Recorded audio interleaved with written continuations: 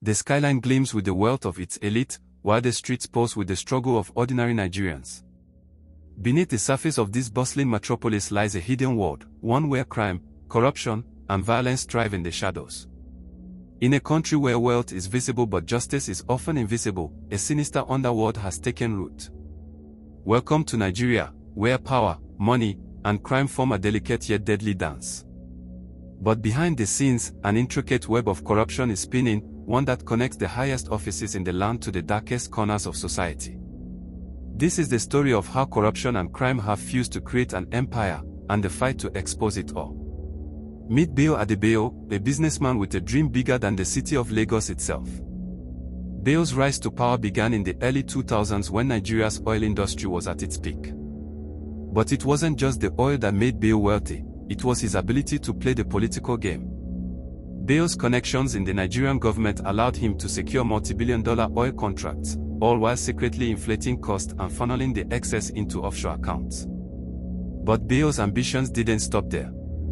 He quickly learned that real power wasn't just in wealth, it was in control. And for that, he needed more than money.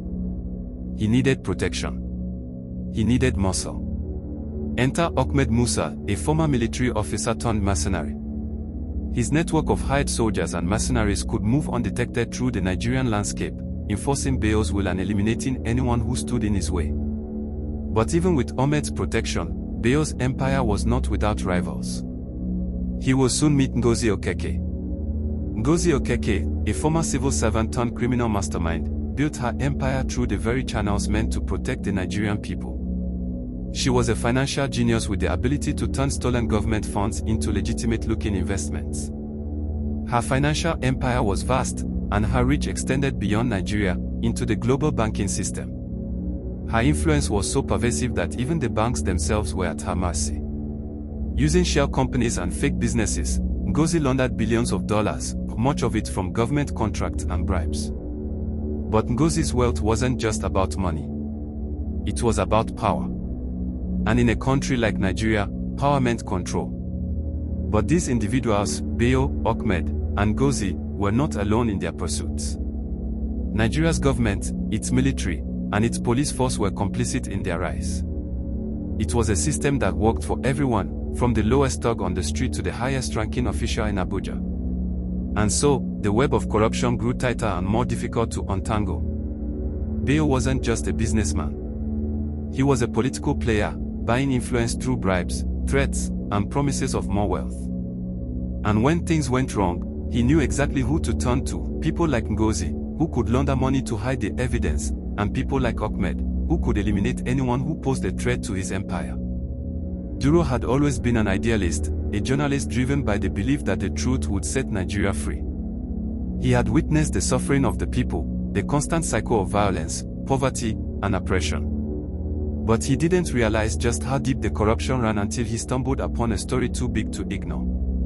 Duro's investigation uncovered the first of many threats. Billions of dollars, diverted from Nigeria's oil wealth, hidden in the accounts of companies owned by Bayo Adebayo. But the more Duro dug, the more dangerous the truth became. His source, someone deep inside the Nigerian National Petroleum Corporation, was killed under mysterious circumstances. But Duro wasn't deterred. He knew the stakes. The oil scam that Bayo orchestrated was the key to his fortune. He had perfected the art of fake contracts, non-existent exploration projects, overblown estimates, and phantom workers. But the real scandal lay in the offshore accounts where the stolen money was hidden. As Bayo's empire grew, so did his enemies, some within the government itself. But what Bayo didn't realize was that his own ambitions would lead to his downfall. His ties to corrupt officials made him a target for rivals who were just as power-hungry as he was. And as Duro's investigation started to gain traction, the first cracks in Bayo's empire began to show. As Duro closed in on the truth, his life was thrown into jeopardy. His source was dead, and now, Duro had become the target. No longer just an innocent journalist, Duro was now an enemy of the state, the enemy of the underworld. Bayo's men were closing in on him. Ahmed's mercenaries were everywhere. And Ngozi's financial networks could silence anyone, anywhere, for the right price. Duro's investigation into corruption, oil scams, and criminal empires was about to reach its climax, and he might not survive to see the end. Duro was no longer just a reporter. He was a man on the run, a man fighting for his life. But the truth was too important, and the criminals too powerful. Would Duro be able to expose them before it was too late? Or would the underworld swallow him whole? Watch out for part 2.